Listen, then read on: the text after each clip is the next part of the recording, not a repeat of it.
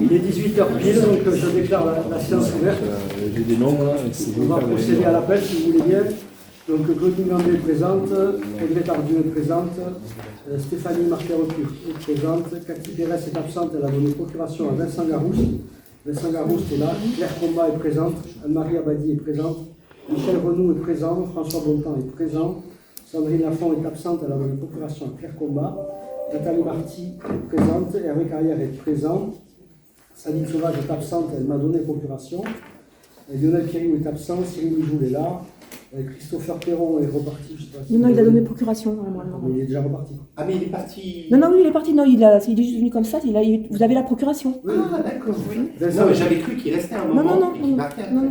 Vincent Gousset est présent, Robert Morandin est présent, Nicole Prader a donné procuration à Robert Morandin, Michel Dolton est là, Monique Béguet est présente, Caroline Desormes est présente, Alain Bergoza est présent, et Fanny Quenon est absente.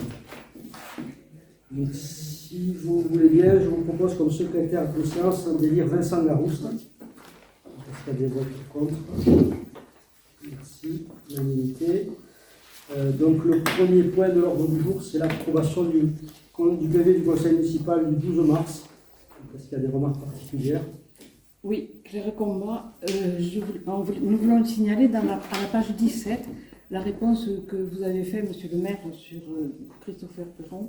Vous marquez, vous avez dit en séance, pour mémoire, nous avons voté une motion sur les envois d'emails tardifs ou les week-ends, ce qui explique la non-réponse.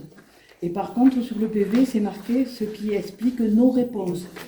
Donc du coup, ça ne veut pas du tout dire la même chose. Est-ce que ça peut être rectifié? Et c'est non-réponse à la place des réponses. Non-réponse. Non-réponse. Est-ce qu'il y a d'autres remarques? Je propose de voter, donc qui est contre, qui s'abstient, même avec la modification? Oui, on Oui. s'abstient. 4. Ok. Donc je vous propose de passer au compte financier unique, le CFU. Donc, en application du Code général des collectivités territoriales de l'article 242 de la loi 2018-1317 du 28 décembre 2018, la commune met en œuvre le compte financier unique CFU à compter des comptes de l'exercice 2024. Donc, le CFU se substitue au compte administratif au compte de gestion, comme dans les années précédentes. Et le CFU met en évidence des informations clés sur la situation financière de la commune, en particulier sur la présentation des résultats, du bilan, du compte de résultats synthétiques, des taux de contribution et des produits afférents. Le CFU est issu d'une procédure entièrement dématérialisée, permettant la mise en place de contrôles automatisés entre les données de l'ordonnateur et celles du comptable, ce qui simplifie les travaux en amont de la production des documents. Donc, dans la séance où le CFU du maire est débattu, le conseil municipal élit son président. Je vous propose d'élire Nathalie Rahim comme présidente, pendant que je serai absent pour le vote.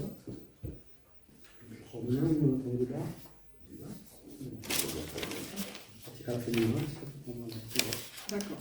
Donc le maire se retire au moment du CFU après sa discussion. D'accord. Du coup, alors, donc vous avez reçu la note synthétique du CFU, vous avez aussi reçu le document intégral. Donc, je prends juste les principaux.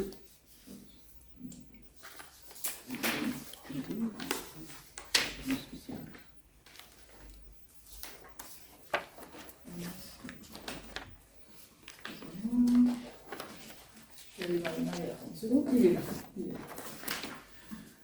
Donc, dans la note brève et synthétique, donc, on reprend donc, la section fonctionnement, donc, le réalisé de l'année 2024, avec la section fonctionnement et la section d'investissement.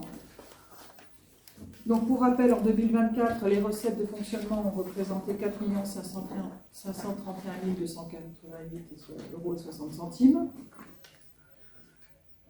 Vous avez donc reçu les principaux postes, je pense que je ne vais pas vraiment détailler. Au niveau des dépenses, on a dépensé 3 783 753 euros, dont essentiellement les dépenses du personnel pour 1 445 000, les autres dépenses de gestion courante pour 345 000 euros, les dépenses courantes, des dotations de provision, bon, et, on va dire l'activité classique. On a eu aussi un point sur la fiscalité. Donc les taux d'imposition 2024 ont été respectivement de 18,79% pour la taxe d'habitation, 41,79% pour les taxes foncières sur le foncier bâti, les taxes foncières sur le non bâti, 107,51%. On a eu un produit fiscal à hauteur de 2 453 000 euros et 332. La section d'investissement, donc on a eu des dépenses pour 4 305 807 euros et des recettes de 3 777 333 euros. Donc les principaux projets de l'année 2024, je ne vais peut-être pas tous les énumérer, mais on a eu notamment la construction des nouveaux locaux pour les ALAE, au groupe scolaire Jean Jaurès, l'achèvement de la DAP, la poursuite du programme des plantations d'arbres, l'attribution de compensation d'investissement, notamment avec l'achèvement de la rue Sainte-Barbe, la place François-Turiès, le début du parking des ALAE, le fonds de concours du Murtin-Aglo pour la piste cyclable entre le chemin de Val-Rivière et la gare, l'acquisition de 2 parcelles naturelles dans la zone du Sablat, l'aire de jeu de la place François-Turiès, le changement des menuiseries extérieures du groupe Jean Jaurès 2, la climatisation du hall de maternelle, la clôture de la maternelle, le passage en laine du complexe sportif, l'acquisition du terrain de gazon pour l'entretien des terrains de football. Lister toute la liste, principalement. Nous avons reçu aussi des subventions d'investissement à hauteur de 153 000 euros de la part de l'État, dont 150 000 euros pour la construction des ALAE, à hauteur de 390 932 euros pour le département de la Haute-Garonne, dont à nouveau 302 604 euros pour les ALAE, 49 557 euros pour l'agenda d'accessibilité programmée. De la commune de Villac, nous avons reçu une participation pour les travaux des ALAE et pour les investissements intermédiaires de 35 742 euros. Et de la CAF, nous avons reçu 210 000 euros pour les ALAE.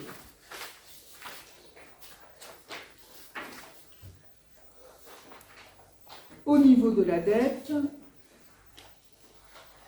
le capital restant dû au 1er janvier 2024 était de 2 798 162 euros et il devient au 31 décembre 2 916 560 euros. La commune a réalisé un emprunt de 350 000 euros conformément au budget primitif. Donc voilà. Et ensuite, après, donc le résultat, peut-être on dira au moment de l'affectation des résultats, on a donc dégagé un résultat cumulé positif de 299 988,27 euros. Est-ce qu'il y a des questions? Pas de questions, donc je me retire pour que tu mettes au voix. Un peu, je reste pas besoin.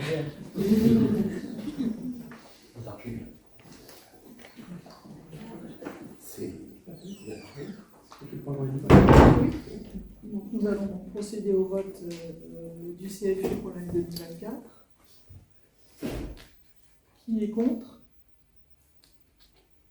Qui s'abstient? Donc accepté à l'unanimité.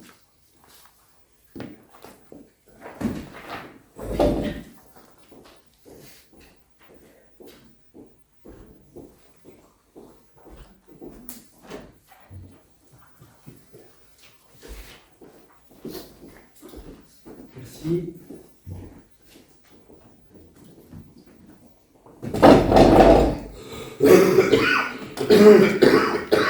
Donc on va continuer par le point suivant qui est l'actualisation du compte épargne-temps. L'affectation, L'affectation. Donc l'affectation du résultat. Donc cette année, nous avons eu en recette de fonctionnement 4 325 289,61 euros. En dépenses de fonctionnement, 3 783 753,44 euros. Ce qui fait un résultat de l'exercice de 541 536,17 euros. Les résultats antérieurs reportés sont de 205 998,99 euros. Ce qui fait que le résultat à affecter, je reprends la somme des deux montants précédents, est de 747 535,16 €. Le solde d'exécution de la section d'investissement. Il y a eu des recettes d'investissement pour 3 669 055,95 €, 3 669 055,95 € et des dépenses d'investissement pour 4 365 807,40 €. Ce qui fait un déficit de 589 474,34 €.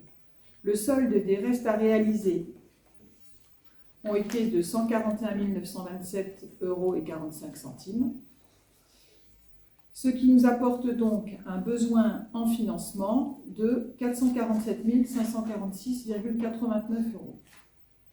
Donc l'affectation du résultat, le résultat affecté, je le rappelle, est de 747 535,16 €, se répartira donc comme suit. En affectation en réserve, R1068 en investissement, 447 546,89 € afin de couvrir le déficit des investissements plus les RAR, et en report de fonctionnement, 299 988,27 €.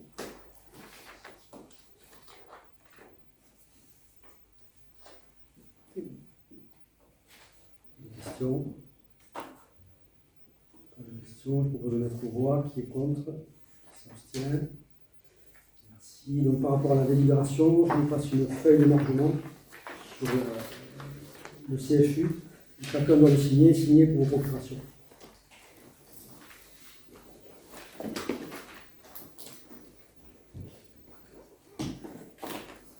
Après, on dit, on ne compte pas le temps.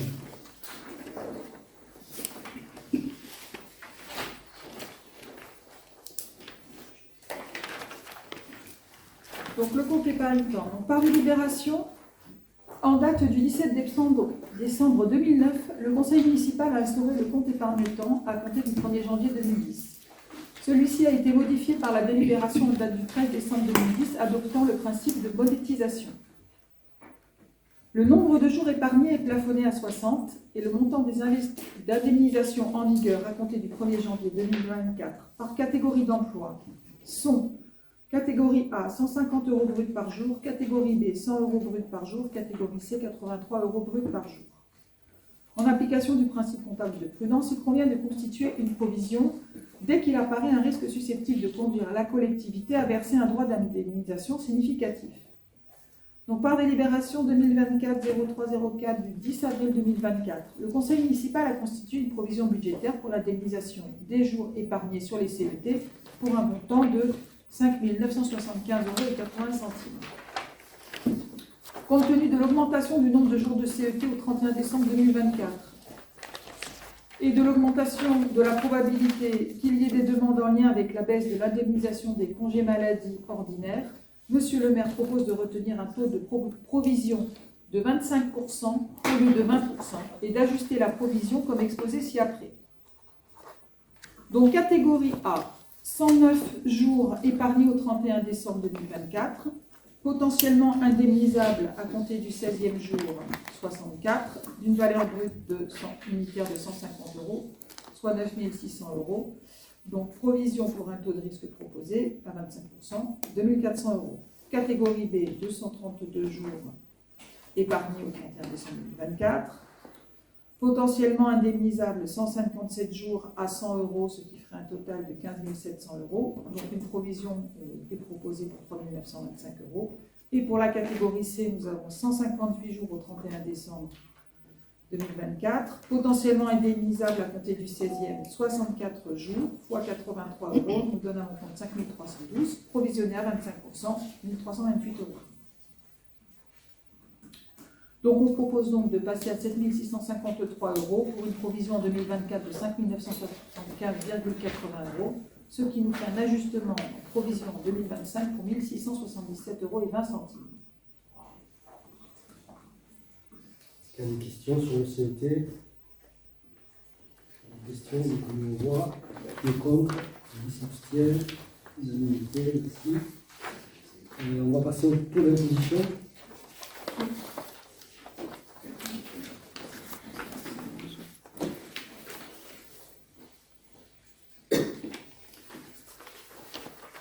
Donc, les dispositions de l'article 1636b sexies du Code général des impôts indiquent que le conseil municipal vote chaque année les taux et taxes foncières, les taux des taxes foncières, de la taxe d'habitation sur les résidences secondaires et autres locaux meublés non affectés à l'habitation principale.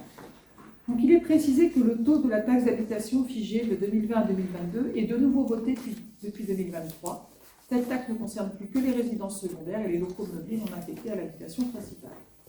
Il sera proposé à l'Assemblée délibérante de maintenir comme suit les taux au niveau de ceux de 2024, à savoir taxe d'habitation, taux 2024, 18,79%, taux proposé pour 2025, 18,79%.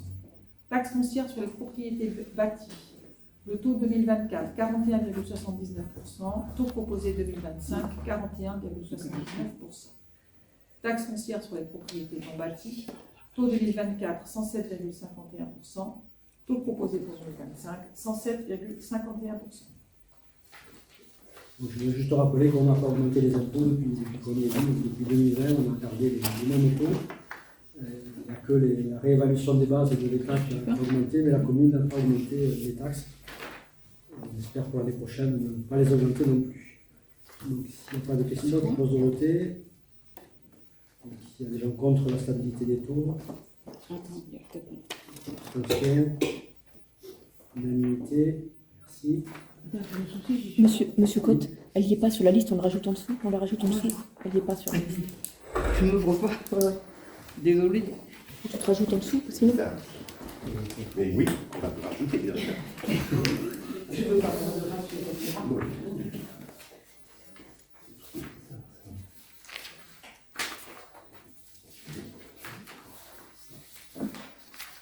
Ok, on rajoute. Vous avez fait des début.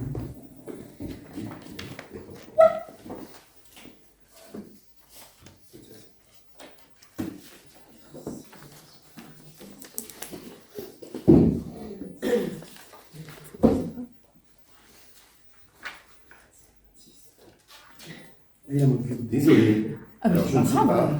Parce que. Si on ne fait rien, on se prend des Excusez-moi. Donc on va attaquer le budget primitif. Donc, le budget primitif est l'acte par lequel sont prévus et autorisés par l'Assemblée délibérante les recettes et les dépenses d'un exercice. Il se compose d'une section de fonctionnement et d'une section d'investissement. La section de fonctionnement regroupe toutes les dépenses nécessaires au fonctionnement des services communaux, c'est-à-dire les dépenses qui reviennent régulièrement chaque année, rémunération du personnel, fourniture et consommation courante, participation aux charges d'organismes extérieurs, paiement des intérêts des emprunts, des dettes et des frais financiers. La section de fonctionnement comprend en outre les dotations aux amortissements et aux provisions. Les recettes de fonctionnement sont constituées par des ressources régulières, produits d'exploitation, recettes fiscales et dotations locales. Les dépenses d'investissement comprennent essentiellement des opérations qui se traduisent par une modification de la consistance ou de la valeur du patrimoine de la commune, achat de matériel, travaux d'infrastructure. Elles comprennent également le montant du remboursement en capital des emprunts. Les recettes d'investissement sont constituées des ressources propres d'origine externe, dotations complémentaires affectées à l'investissement, des ressources propres d'origine interne, autofinancement dégagé par la section de fonctionnement, subventions d'équipement, emprunts et dettes assimilées. Donc, si je reprends quelques éléments de la note synthétique du budget primitif 2025. Donc, nous avons prévu des dépenses à hauteur de fonctionnement à hauteur de 4 712 832,27 €, dont pour les dépenses réelles 3 160 916,10 €, un des principaux postes étant les charges de personnel pour 47,79%. Au niveau des recettes, il est prévu des recettes réelles pour 3 996 832,27 €, plus des opérations d'ordre de section à section, qui fait que nous arrivons au même total général que les dépenses, soit 4 712 832,27 €. Au niveau de la fiscalité, donc la commune a retenu comme hypothèse la stabilité des taux d'imposition.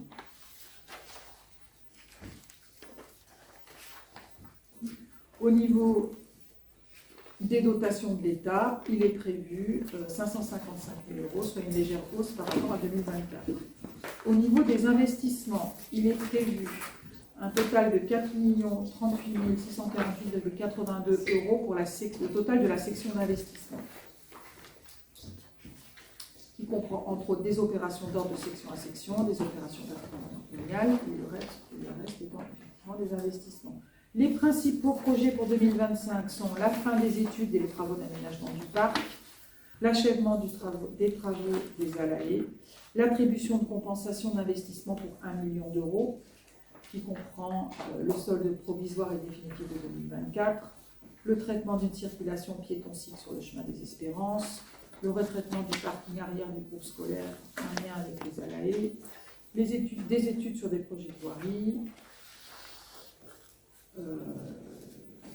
Ça, c'est pour la CELI. Ensuite, nous aurons l'installation de la centrale photovoltaïque sur les ateliers municipaux, les frais d'études en vue de l'agrandissement du restaurant scolaire, les travaux d'aménagement des locaux provisoires de la gendarmerie dans les anciens locaux des services techniques, l'achat d'un nouveau véhicule équipé pour la police municipale et ainsi qu'un tracteur tondeuse, l'acquisition et la mise en place d'une passerelle opératoire du collège en vue de l'aménagement de la piste cyclable de l'avenue de Toulouse, l'étude portant sur la reconfiguration de l'île aux Vignoles, le solde du crédit sur la vidéoprotection, installation d'une cuve de récupération des eaux pluviales, deux, trois petits sujets.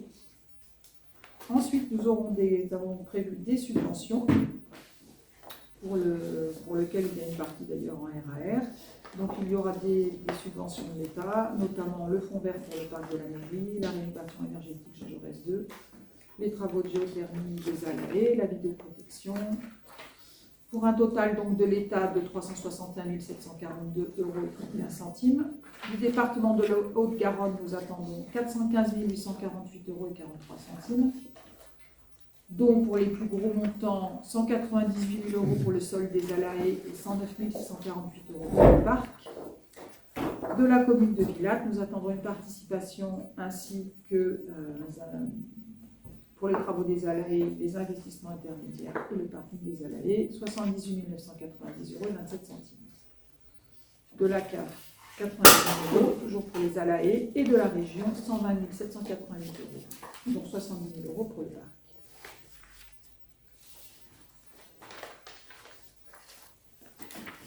Au niveau de la dette, au 1er janvier, le capital restant dû était de 2 916 560 €. Au 31 décembre, il sera de 3 054 305 €, ce qui représentera 685 € par habitant. Donc, il est prévu un remboursement d'emprunt, puisqu'un emprunt arrive à extinction, un emprunt de 60 000 € du Crédit Agricole. Et il est proposé d'inscrire au budget primitif aussi un nouvel emprunt de 350 000 €. Nous arrivons donc le total, donc je vais déjà récapitulatif.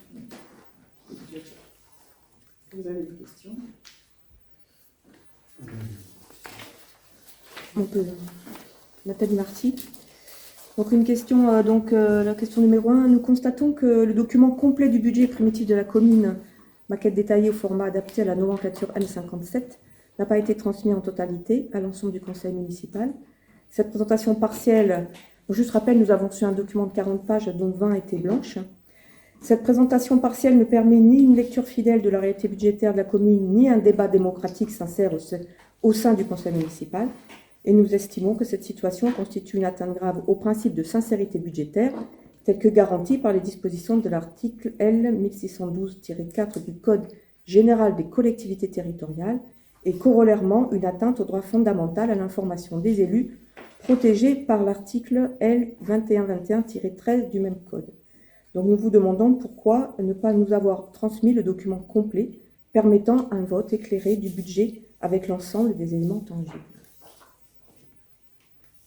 Donc les documents transmis, ce sont les mêmes que je transmets chaque année pour le conseil municipal et ils permettent quand même malgré tout une compréhension globale du budget. Après, les documents exhaustifs peuvent être transmis sur demande, mais ils seront uniquement sous format numérique. Il n'y aura pas de transmission papier. Ils ont été transmis et 190 pages à moins d'être un expert, je ne sais pas qui en a la compréhension, et c'est pour ça qu'il y a toujours eu un résumé depuis l'ancienne municipalité, même nous, enfin, avoir une extenso, je ne pense pas que ça amène quelque chose à la réflexion et à la compréhension. Ben, ça peut- Vous pouvez creuser, hein. Vous l'avez eu de toute façon. Oui, Vous l'avez pas eu. à part qu'on l'a eu un jour avant un conseil municipal, ce qui est un peu court, donc c'est bien que les conseillers, l'ensemble des conseillers, puissent l'avoir. Vous pourrez toujours les poser 12 jours avant. des questions au prochain conseil si vous avez des questions, mais franchement, le document, il est peu exploitable. Il y a quelques pages quand même qu'on a remarqué qui manquaient avec des éléments qui nous intéressaient, donc voilà. Mais vous êtes censé quand même l'envoyer 12 jours avant. La question 2, c'était sur l'école. Que couvrent les 90 000 € de l'étude pour la cantine? Cela nous paraît quand même élevé. Cela nous paraît élevé, je ne vais pas lire puisqu'on a le document. Donc l'enveloppe affectée aux travaux de cette opération est estimée provisoirement à 900 000 € TTC et le taux de rémunération de l'équipe de maîtrise d'œuvre est estimé à 10% en fait, compte tenu que l'opération aura lieu en site occupé. Donc le forfait de maîtrise d'œuvre est donc estimé à 90 000 € TTC et les crédits sont ouverts à l'article 2031 frais d'études. Donc les frais d'architecte, c'est souvent 10%. Ouais, c'est 10%, c'est une estimation qui sera affinée par la suite. Okay. Du coup, Claire Combat, on sait un peu le projet pour la rénovation de ce Rénovation, restaurant. agrandissement. Comment? Rénovation, agrandissement. Ça, non, c'est pas Que l'agrandissement, c'est... Et La rénovation. rénovation. D'accord. Ça Et la va mise aux avoir- normes des Pardon menuiseries, remise aux normes des menuiseries, de l'éclairage, de l'acoustique, enfin, ça va aller vite. Hein. On a mis 2,5 millions dans les allailles. 900 000 € dans la cantine, c'est rien. Combien, pardon, sur les allées, excuse-moi? 2,5 millions que je vois. Ok. Vous avez une autre question? Oui, donc la question sur la 3, sur l'îlot Vignol. Donc l'étude est aujourd'hui annoncée, chiffrée à 15 000 €, qui porte sur la reconfiguration de l'îlot Vignol. Qu'est-ce qui est inclus dans cette étude? Et merci de nous transmettre ce qui a été demandé dans le cadre de cette étude, donc là, on n'a rien reçu. Du coup, en complément de la question, est-ce que ce projet inclut les bâtiments qui sont liés avec le PFO, la maison Vignol et les anciens ateliers? Est-ce que c'est un projet, une étude qui comporte global sur l'ensemble des bâtiments? Et si les anciens ateliers sont compris dans le lot, donc on va le rénover pour la brigade mobile. Et c'est vrai qu'après, si c'est démoli, on aura perdu On a déjà 75 répondu sur ça. On a déjà répondu au conseil précédent, Donc, sur cet aspect-là de la gendarmerie. On a bien Oui. dit que c'était une gendarmerie provisoire. Oui, ça, non, ce qu'on se dit, c'est que c'est vrai que C'est dommage si dans de le perdre- projet, c'est prévu une démolition de l'ensemble, c'est vrai que c'est On a dommage. déjà dit que c'était provisoire et qu'on mettait les matériaux premier prix parce que c'est provisoire. Ouais. Claudine, si tu veux répondre sur la partie PFO. Oui, alors bien sûr que l'estimation est relative à une étude de faisabilité de l'opération d'aménagement global sur l'ensemble de l'îlot. Donc c'est bien, effectivement, ce qui appartient au jour d'aujourd'hui à la mairie, dont ce dont on avait parlé, et ce qui a été acquis par le PFO.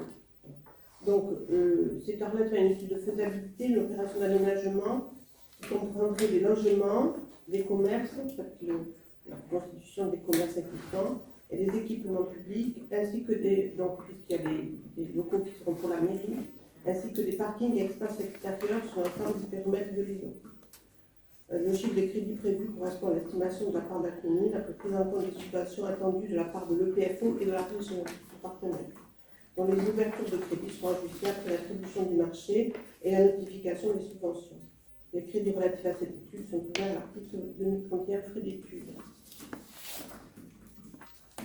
Ça a été présenté aussi à la commission de dans le projet, vous avez est-il prévu une liaison entre la rue Sainte-Barbe et l'école, pour une liaison douce pour les piétons, les vélos, comment on fait à ce niveau-là pour aller de la rue Sainte-Barbe à l'école, un vélo par exemple? Le projet prévoit un retrait des bâtiments sur l'avenue de Villac pour permettre d'avoir un aménagement. On a eu un premier plan rapide de l'agglomération qui nous permet de donner des indications. Et une autre chose que nous avons relevée, il y a des nids de rondelles sur tous les auvents de la maison Vignol. Donc ça, c'est aussi à prendre en considération, vu la loi qui interdit de détruire les nids d'hirondelles, habités ou non. Je viens de s'ajuster, mais on n'en est pas là. Oui, non, mais enfin, bon, voilà. On voulait le signaler. Est-ce qu'il y a d'autres questions sur le budget? Alors, Nathalie Marty, sur le parc de la mairie, donc nous avons vu qu'il y avait 23 000 € d'études pour le parc et à peu près 610 000 € de travaux. Est-ce qu'on peut avoir un bilan financier global depuis le début du projet, parce que, incluant les études, les travaux, les subventions demandées, celles reçues? Pour le parc, on attend de toute façon les derniers chiffrages pour attribuer le marché de. Pardon, excusez-moi, pour le parc, non. De toute façon, on fera un bilan qu'à la fin, quand les travaux seront faits. On va toujours avoir des surprises. Oui, c'est vrai. Il y avait... Donc on entend un bilan fait à la fin du projet. Je pense qu'on vous demande, c'est vrai, d'avoir un peu un bilan des projets à la fin, parce que nous avons rarement. Sur les ALAE, tu as un petit peu répondu à la question. Ah, tu avais une question sur le... Sur la décision que vous nous avez transmise, là, il y a 2 lots. Un pour les paysagers, un lot pour les travaux paysagers et un autre lot pour les études. Voilà. Donc, est-ce qu'il y aura d'autres lots ou pas? Parce que ça ne fait pas le total des 610 000 € annoncés. Le total des deux, ça fait que 4 000 et quelques. 475 000. Non, c'est les deux fois 600 000. Bon, je ne dois pas savoir compter, sans doute. C'est dur. D'un côté, il y a du Urtax, de l'autre côté, il y a du DTC. Comment? D'un côté, il y a du Urtax, après, il y a du DTC. Ah, C'est pas leur taxe. d'accord. Ah, c'est pas- Ah oui, si c'est hors taxe. 475 plus. Mais ça veut dire qu'il y a 200 000 € de taxes. C'est ça. D'accord. Donc, on va aller. Question pour les ALAE, on suppose que les 5 000 €, c'est bien le solde définitif. Du coup, on considère que le projet est complètement terminé. Et donc, on est, si j'ai bien compris, tu as dit le montant tout à l'heure, à 2 millions au total, parce qu'on a tellement voté de rallonge qu'au bout Il y d'un a le moment. parking, il y a tout ça. Donc, c'est pas le projet de l'ALAE n'est pas encore fini. Il reste le parking devant aménagé. Le parking devant, Il est il aménagé. Enfin, il est aménagé, mais je veux dire. Le parking derrière, il est terminé. Donc, c'est quel? Alors, quand tu dis qu'il reste le parking aménagé, tu parles de quoi? Non, mais dans l'enveloppe, il n'y a pas le parking, c'est les bâtiments.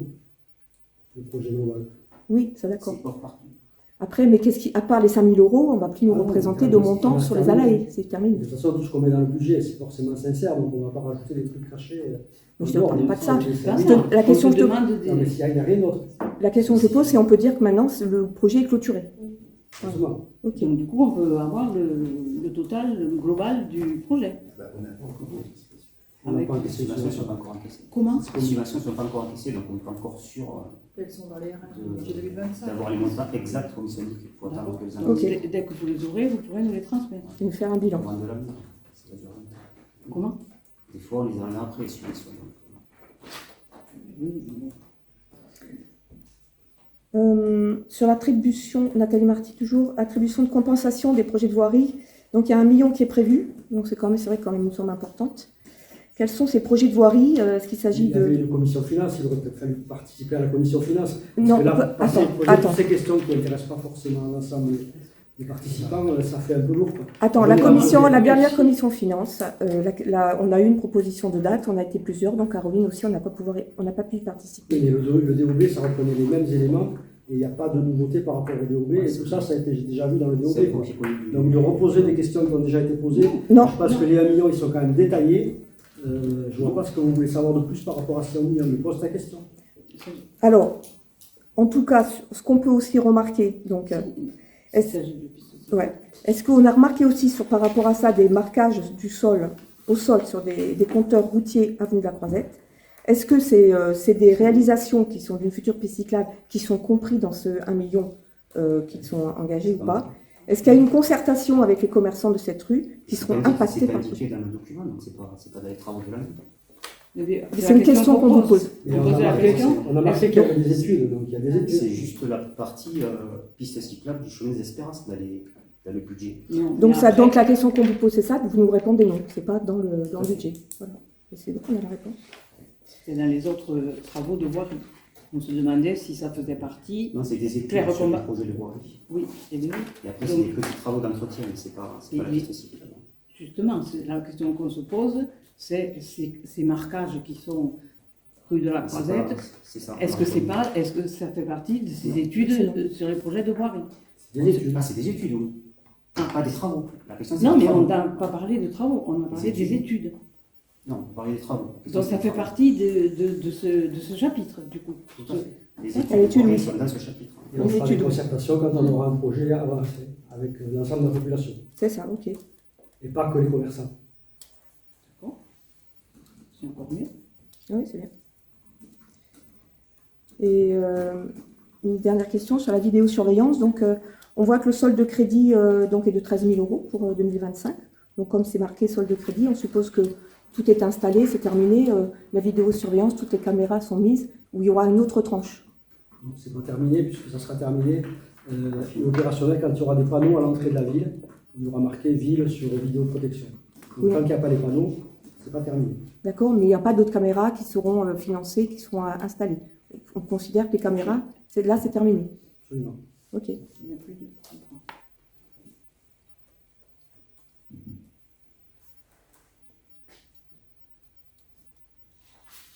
Et donc du coup, excusez-moi, Claire Combat, on peut savoir le coût final donc, de cette C'est pareil, vidéo? tant qu'on n'a pas la subvention encaissée, tant qu'on n'a pas tout payé, on saura quand on aura tout payé. On pensait qu'on pouvait quand même avoir le prix Donc, bonne le idée. coût de ce qui est déjà installé. Et non. Et déjà, vous reprenez le budget de l'année dernière, puisqu'on avait voté un budget pour les caméras, ça vous donnera une idée. Oui, il faut additionner celle de l'année d'avant aussi, je pense. On est sur plusieurs années, ouais. Tu ne voulais pas répondre. Ça va. On sait tout ce qu'on dit. S'il n'y a plus de questions, je propose de mettre aux voix pour le budget, donc qui est contre. Donc nous, on a deux voix, enfin on vote contre, dans la mesure où nous n'avons pas eu le document complet dans les temps, c'est-à-dire 12 jours avant, permettant donc au conseiller d'analyser le budget correctement, et l'absence aussi de bilan financier quand même sur beaucoup de projets qui sont terminés ou en cours de terminaison. Ok, qui s'abstient. Budget limité. Le point suivant sur le SDEG, Vincent. Donc, la délibération suivante, Vincent Laroste, vise à renforcer l'éclairage au niveau du carrefour de la Poste, donc juste avant l'entrée de la rue Sainte-Barbe. Donc l'objectif c'est de rajouter un éclairage côté sur l'entrée de la rue de la Poste, sur l'entrée de l'impasse du château, et éclairer comme c'est le cas aujourd'hui, en plus bien sûr l'avenue de la Gare, au niveau du pont. Donc le maire de l'avenue de pardon. Donc le maire informe le conseil municipal que suite à la demande de la commune du 13 mai 2024 concernant l'amélioration de l'éclairage du carrefour de la Poste, le SDEG a réalisé l'avant-projet sommaire de l'opération 6BU 969 qui comporte la dépose de l'ensemble du mât du lanterne existant numéro 300 donc, qui se situe juste à l'entrée de l'impasse du château, côté Aumont. La fourniture et la pose en lieu et place d'un nouvel ensemble composé d'un mât de 9 mètres de haut, équipé de 3 lanternes routières de 62 watts, 29,5 watts et 22 watts, donc orientées, comme je vous l'ai dit, sur les différents axes. À noter que la lanterne existante, qui a été rénovée récemment en LED, sera remise au service technique de la commune et sera utilisée dans le cadre d'une opération de changement ultérieur. Compte tenu des règlements applicables au SDEG, la part restante à la charge de la commune se calculerait comme suit. Donc, la TVA récupérée par le SDEG, donc 1048 €, la part du SDEG 2662 €, et la part restante à la charge de la commune est estimée à 2960 €, donc pour un total de 6670 €. Avant d'aller plus loin dans les études de ce projet, le syndicat d'électricité demande à la commune de s'engager sur sa participation financière, donc les 2960 €, et des réceptions de la délibération, les services techniques du syndicat pourront finaliser l'étude et le plan d'exécution sera transmis à la commune pour validation avant planification des travaux. La part restante à la charge de la commune sera couverte par voie d'emprunt et la commune prendra rang sur le prochain prêt du SDEG. Cette contribution sera imputée au compte 6554 en section de fonctionnement du budget communal. Il est donc proposé au conseil municipal d'approuver cet avant-projet afin de poursuivre cette affaire. Voilà. Claire Combat, je voulais poser une question. Est-ce que, alors du coup, on va avoir beaucoup plus d'éclairage à ce niveau-là? Est-ce que c'est quand même dommage, puisque ça a été déjà rénové? Alors, le but, c'est d'améliorer Pourquoi la on le change sécurité. encore? Le but, c'est d'améliorer la sécurité, d'éclairer l'entrée de l'impasse du château et le devant de la poste, et d'éclairer également, de mieux orienter, bon, ça pouvait être fait avec l'éclairage actuel, le dessus du pont. Voilà. Et le but, c'est d'améliorer la sécurité à l'entrée de la rue Sainte-Barbe, où il y a quand même voilà, de la circulation. Quand on passe à cet endroit, il y a un point noir, Ouais, il y a un endroit point où il n'y a noir. pas d'éclairage. Ouais, Donc, clairement. ça coupe la visibilité quand on roule après derrière. Je n'ai pas remarqué, je passe souvent, mais bon. Ouais, si enfin, tu peux regarder, mais c'est. Comment? Il y a vraiment un point noir. Moi, j'y passe tous les matins de bonne heure, je peux te dire que... Ouais, mais moi j'y passe aussi souvent, je n'ai pas trop vu. Mais... Non, ça fait bizarre que ça soit éclairé des deux côtés, Ouais. et qu'au milieu, ça ne soit pas éclairé. S'il n'y a pas d'autres questions, je propose de mettre au voix. Qui est contre? Qui s'abstient? Je m'abstiens. Là. Une seule Non, ou deux? Une seule ou deux? Deux. Michel, subvention exceptionnelle aux associations.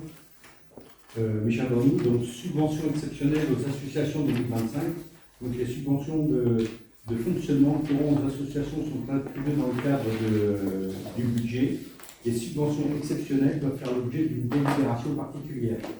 Dans le cadre de l'étude des dossiers de subvention 2025, un certain nombre de demandes exceptionnelles ont été faites par des associations auxquelles la commune souhaite donner une suite favorable. Donc dans la liste, il y a le comité des fêtes, 300 € pour diverses prestations, PJB musical, donc 800 € pour l'organisation de la fête de la musique, théâtre, 300 € pour aider à l'achat d'un décor de fond de scène, comité de jumelage, 1000 € pour l'accueil des Italiens fin avril, tennis, 200 € pour aider à l'achat de matériel, CPRS Vélo Club, 250 € pour l'organisation de 2 courses en juin et en septembre, et pas juste à pied, 250 € pour l'organisation du semi-marathon, et POP, 200 € pour l'exposition du tableau en mairie. Voilà. Des questions? Il faut le mettre aux voix. Qui est contre? S'abstient? Merci. Adhésion à l'association des bibliothécaires de France. Donc, l'association des bibliothèques françaises est une association loi 1901 créée le 10 mai 1906, dont le siège est à Paris et dont les objets sont donc faire vivre et animer la communauté professionnelle des bibliothécaires, quel que soit le type d'établissement ou les fonctions occupées, placer les bibliothèques au cœur de la société en leur donnant un rôle essentiel dans l'accès de tous à la culture, à l'information, à l'éducation, à la recherche, au savoir et au loisir, et dans la promotion de la lecture. Réfléchir et prendre position sur toutes les questions d'ordre scientifique, technique et administratif concernant les bibliothèques et leur personnel. Proposer aux autorités concernées un projet de promotion et de développement des bibliothèques de toute nature. Promouvoir la dotation des bibliothèques en moyens humains, techniques et financiers indispensables à leur mission. Représenter les bibliothèques françaises auprès des institutions, organismes français, étrangers et internationaux et favoriser les échanges avec les collègues des autres pays. Établir un code de déontologie et veiller à son application en accord avec les principes énoncés par l'UNESCO, l'IFLA, Fédération internationale des associations et institutions de bibliothèques. Favoriser par tous les moyens et toutes formes, tant au niveau national qu'au niveau local, coordination, affiliation, interassociation, les rapprochements avec les associations aux vocations et buts voisins. Donc le montant de l'adhésion annuel est de 50 €. Il est proposé au conseil municipal d'adhérer à cette association à compter du 1er mai 2025 et de verser la cotisation pour l'année. Est-ce qu'il y a des questions? Pas de questions. Je vais mettre au voix. Qui est contre? S'abstient? Merci. Convention Déclaloc. Déclaloc. Déclaloc. Déclaloc. C'est ce que j'ai dit. Déclaloc. Déclaration locative. Oui, mais c'était pas tout à fait ça. Ici, le Muretin-Aglo exerce la compétence tourisme et a décidé de mettre en place la taxe de séjour par la délibération 2024-113 du 27 juin 2024. Pour se faire accompagner dans cette démarche, le Muretin-Aglo a noué un partenariat avec la société Nouveau Territoire permettant la mise en place de la plateforme taxséjour.fr et la mise à disposition gratuite pour les communes et le Muretin Aglo de l'outil Déclare. Cet outil permet de dématérialiser la dématérialisation des CERFA, obligatoire de déclaration renouvelée et chambre d'hôtes. Le Muretin Aglo a proposé une convention de partage de services Déclaloc entre le Muretin et les communes permettant de définir les modalités techniques et administratives relatives à la mise en œuvre de cette mission. Il sera proposé au conseil municipal d'approuver le projet de convention et d'autoriser le maire à le signer. Je veux juste rappeler que ces taxes locatives sur les immobiliers de loisirs et de tourisme ne rentrent pas dans le budget communal, c'est le Muretin Aglo qui l'encaisse. Et c'est lui qui exerce la compétence et qui sera chargé de la reverser pour des manifestations touristiques. On est obligé de prendre la délibération, même si ça ne vient pas chez nous. Est-ce qu'il y a des questions? Pas de questions. Majorité qui est contre, s'abstient. Merci. Michel, la convention de la RNR. Alors, RNR de la Confluence, la signature d'une charte de l'éclairage public. L'éclairage public répond à des besoins sociétaux et sociaux, mais il a une incidence certaine sur le budget des collectivités, que ce soit en termes de consommation d'énergie ou en termes d'entretien et de renouvellement du parc lumineux. L'éclairage public est aussi à l'origine d'une intense pollution lumineuse qui n'est pas sans conséquence sur la faune, la flore et la santé humaine. Enfin, le ciel nocturne est un bien commun qu'il convient de préserver pour laisser l'opportunité des générations futures de l'observer et au vivant qui est lié de continuer d'y réaliser son cycle de vie. Les communes, par leur choix relatif à l'éclairage, sont appelées à une solidarité territoriale, a fortiori dans un contexte où se côtoient l'ultra-urbain, le rural et les espaces naturels. Il est nécessaire de trouver un équilibre entre les besoins en matière d'éclairage nocturne et la préservation de l'environnement. Il s'agit donc d'adopter une gestion différenciée et raisonnée des territoires. Toutefois, les changements dans les pratiques d'éclairage peuvent susciter de l'incompréhension et de l'inquiétude chez les citoyens. Il est donc indispensable de les informer sur le sujet en les sensibilisant sur la biodiversité liée à la nuit et sur les risques sanitaires et en communiquant sur l'adaptation de l'éclairage. Conscient de sa responsabilité dans la préservation de l'environnement du territoire, la réserve naturelle régionale de la Confluence Garonne-Ariège affirme la nécessité d'un éclairage raisonné fondé sur les principes suivants. Éclairer uniquement lorsque cela est nécessaire, éclairer uniquement aux endroits où cela est nécessaire, adapter l'éclairage en fonction des besoins. Et propose à ses membres une charte incitative de gestion de l'éclairage public dans le périmètre de la réserve et à proximité immédiate de celle-ci. Le territoire de la commune de Pain-Just-Arrey étant en partie concerné, il sera proposé au conseil municipal d'adopter la dite charte et d'autoriser le maire à la signer. Voilà. Une question particulière? Une question, je propose de mettre aux voix. Qui est contre? Unanimité. Si Claudine, le foncier, donc on n'a pas pu acheter la dernière fois, qui revient puisque le propriétaire n'était pas prêt. Oui, donc je vais vous demander, donc l'opération d'aménagement de Malrivière fait l'objet d'une convention de projet de partenariat approuvée par délibération du conseil municipal du 22 novembre 2024. Celle-ci prévoit les aménagements qui sont nécessaires par la réalisation de l'opération et la participation de l'aménageur à celle-ci. Parmi les opérations contenues dans le PUP, il y a l'aménagement d'un giratoire pour remplacer l'actuel carrefour entre l'avenue de Toulouse, l'avenue de Roquette et le futur axe principal de desserte de la zone de Val-Rivière. Pour l'aménagement de ce giratoire, la commune et l'aménageur maîtrisent l'essentiel du foncier. Toutefois, une parcelle de 67 m² située sur la commune de Roquette est encore propriété d'un administré. La commune est entrée en négociation avec cette personne et les parties ont convenu de l'acquisition par la commune d'une partie de la parcelle cadastrée AH014 pour un total de 67 m² au prix unitaire de 2 € du mètre carré, soit un total de 134 €. Il est précisé que les frais de notaire sont à la charge de la commune. Celle-ci prendra aussi à sa charge le remplacement de la clôture impactée par la transaction. Pour le conseil municipal est appelé à approuver ce projet d'acquisition et à autoriser le maire à signer tous les documents à intervenir dans ce dossier.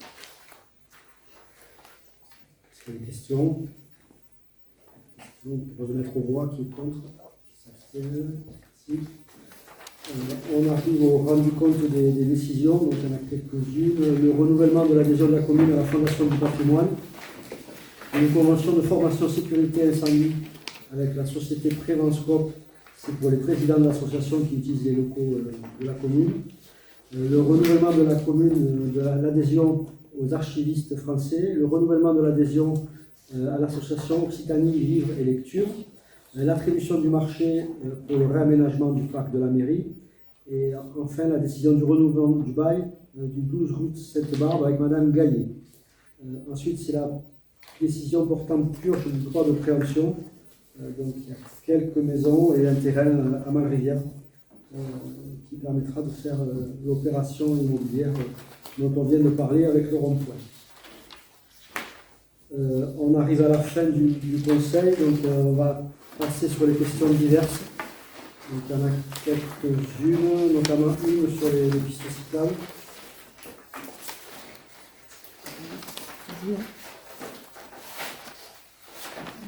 Donc, je lis cette question. Donc, nous avions une première question, donc un combat.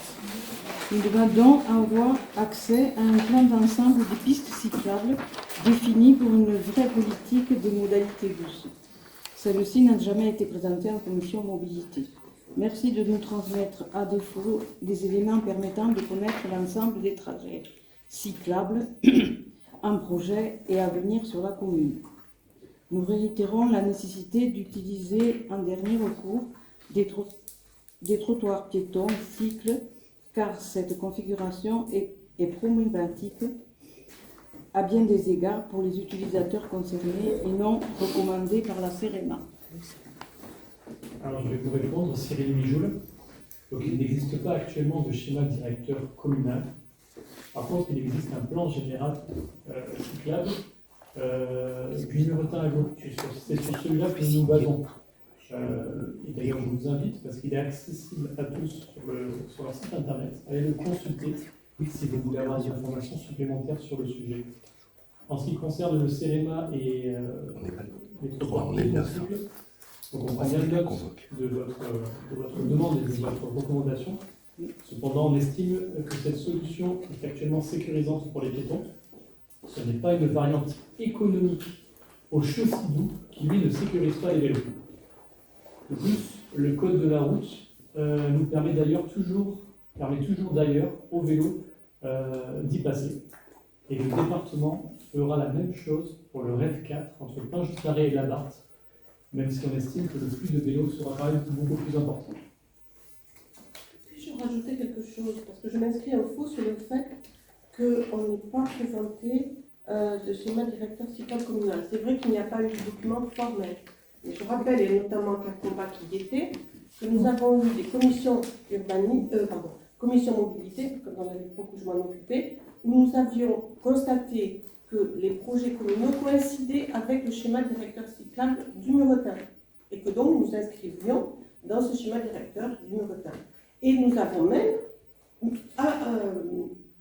exposé cette carte, dans une journée de mobilité cyclable. Donc nous avons expliqué que notre schéma coïncidait avec celui du Muretin 2.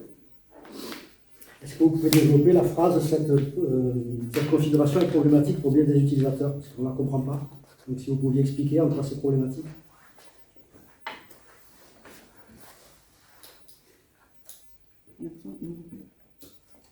En dernier, oui. Les trottoirs qui sont pistes, qui sont cycles et piétons, c'est dangereux parfois dangereux pour les deux, parce que des fois on ne voit pas, etc. Mais les piétons sur la route ou les vélos sur la route, c'est non, les piétons pas sur la route, ne dis pas. C'est pas ça que je dis. Je dis que sur les pistes qui sont piétons, vélos, souvent on ne voit pas bien, c'est dangereux pour les deux utilisateurs. Voilà. Et surtout quand il y a des virages, des coins. Quelle est la solution que vous proposez? Eh bien, les chaussées doux, moi je pense que c'est au moins dangereux pour les vélos, parce que au moins les automobilistes savent qu'il y a des vélos qui risque d'être là, et c'est très visible quand on est en voiture, alors que les pistes cyclables, bon, c'est dangereux. C'est un point de vue. Bon, C'est et un point de après, vue, mais les chaussées-doux, il y en a à Pessagal, il y en a à la Barthe. oui, ils sont très bien. Les voitures, ça ne va pas rouler. Les Mais vélos, si, ça ne va pas on rouler. sait très bien C'est rouler. Non, On roule dessus. Il y a deux voitures qui arrivent en même temps, plus les vélos, bah... C'est pas Et sécurisant. les voitures restent derrière le vélo. Et on c'est l'a- le vélo qui a Et on l'a priorité. dit, le code de la route autorise toujours les vélos à rouler sur la Là, route. parce que clairement, les automobilistes, certains ne savent pas comment se positionner sur la voirie et donc restent parfois en dehors des pistes, de la piste de vélo. Et du coup, il y a parfois des accrochages ou autre. Et d'ailleurs, le département va faire la même chose entre Pelche-Tarré et la Barthe-sur-Lez. Donc, c'est quand même plus sécurisant que de rouler sur la route. Donc, on ne comprend pas du tout votre La remarque. Chaussée-Doux ne sécurise pas du tout les vélos, ça c'est une évidence. Moi, c'est pas le retour que j'en ai. Et personnellement, je roule en vélo. Moi, je suis plus tranquille Ben, moi sur aussi, les on a un vélo, chaussées ça fait beaucoup. que sur des pistes piétons-vélo où je vois pas ce qui va m'arriver dessus, une trottinette ou qui sait quoi, quand il y a des virages, etc. Et là encore, c'est des choses qui sont discutées en commission mobilité. Oui, et j'allais le le rajouter, pour et le contre. Hein. J'allais le rajouter, on a déjà abordé ce point en commission Plusieurs fois. mobilité avec M. Perron. Et la commission était d'accord pour rester sur ce schéma-là et de ne pas utiliser les chaussées-doux qu'on trouvait tous trop dangereux. Ok, on passe à la question suivante. Parking des Alaïs. Nathalie Marty, nous souhaitons qu'une enquête soit réalisée auprès de l'ensemble des utilisateurs du parking à la haie afin de connaître le degré d'approbation de la population au regard du concept de parking en marche arrière obligatoire. Peut-on lancer cette enquête sous 2 mois maximum en mobilisant les commissions concernées? Sur ce parking, il n'y a aucun arbre pour ombrager les véhicules stationnés sur un revêtement en goudron noir. Ces places sont par ailleurs très exposées au soleil. Pourquoi ne pas avoir ombragé les véhicules quitte à perdre quelques espaces de stationnement pour un bénéfice global? Donc, Audrey Tardieu, concernant la première partie de votre question, nous avons fait un choix pour la sécurité des enfants, donc il n'y aura pas d'enquête supplémentaire de fait. Ce projet a été présenté en consultation publique aux écoles ainsi qu'aux parents d'élèves. Concernant Voilà. Et quand on passe le permis en France, il y a des épreuves pour passer un créneau ou du stationnement en bataille, en épi en arrière, en avant. Donc je pense que les gens qui possèdent un véhicule savent effectivement se stationner sur des épis en marche arrière. Sur la deuxième partie, Vincent, Ouais, sur les plantations, donc vous indiquez qu'il n'y a eu aucune plantation sur le parking des Alains, mais je vous invite à y revenir parce qu'on a planté une dizaine d'arbres. On a aussi planté des arbres devant le bâtiment et accessoirement plusieurs arbres dans le cours de l'école. Donc la zone de parking a bien été végétalisée par la commune. Augmenter le nombre de places est une nécessité, c'est notre point de vue, pour éviter les problèmes qu'il y a actuellement, donc il y avait sur le parking des écoles. Les places à l'ombre pour le personnel sont prévues sous des ombrières qui seront installées dans le futur. Et on a bien planté des arbres sur le parking. Ok, question 3 sur les forêts. Nathalie Marty, nous faisons remarquer que sur le chemin des Espérances, les arbres ont été plantés sans protéger la terre, qui est déjà sèche. Pourquoi avoir procédé ainsi? Sur l'avenue de la Gare, pourquoi avoir planté des arbres sur des espaces utilisés par les forains, habitués à venir sur le territoire communal pour stationner et séjourner? Quel espace leur sera réservé en septembre prochain sur la commune? Alors pour la première partie, le chemin des Espérances, donc il y a plusieurs possibilités qui existent donc, pour protéger la terre, comme pour reprendre votre expression. Nous avons fait le choix de mettre des plantes couvre-sol comme on l'a fait dans la rue Sainte-Barbe, parce qu'on trouve que le résultat est finalement plutôt positif après le passage du premier été. Donc on les a reçus, ils n'ont pas encore été plantés par les services techniques, mais ça sera fait prochainement. Et concernant l'avenue de la Gare, donc, les plantations réalisées n'empêcheront pas tout le stationnement des forêts. Ce lieu de stationnement n'étant pas le seul proposé par la commune, puisqu'on a le parking de la salle des fêtes, l'espace vert de la salle des fêtes, le parking de l'NGA et le cimetière. Ils adapteront leur stationnement et profiteront dans le futur, sur les espaces existants, de l'ombre grâce aux arbres qui sont présents. Ok, et enfin la question sur le projet de gare.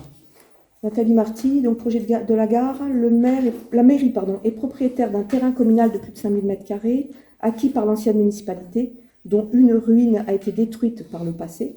Quels sont les projets d'exploitation, d'usage, de vente de ce terrain dans le cadre du projet de la gare? Dans l'attente d'un quelconque projet, pourquoi ne pas exploiter cet espace et notamment développer un projet au bénéfice des citoyens? Claudine, Alors, pour ce terrain fait partie du périmètre qui a été défini avec l'établissement public foncier d'Occitanie. Donc, l'étude qui vient d'être lancée par le nouveau tableau sur le secteur 4 a deux objectifs. Le premier est d'étudier un futur pôle d'échange multimodal et le second est d'étudier l'évolution urbaine du quartier. Donc, ce sont les études qui permettront de définir l'évolution de cette zone. Je rappelle que ces études sont menées sous la conduite du nouveau tableau. Donc, pourquoi ne pas l'exploitation de cet espace? Bon, la commune mène une réflexion sur déjà cette parcelle, mais cette réflexion doit prendre en compte le fait que les dépenses seront faites pour un temps court, et d'autre part, elles ne doivent pas contribuer à une augmentation du risque de stationnement illégal des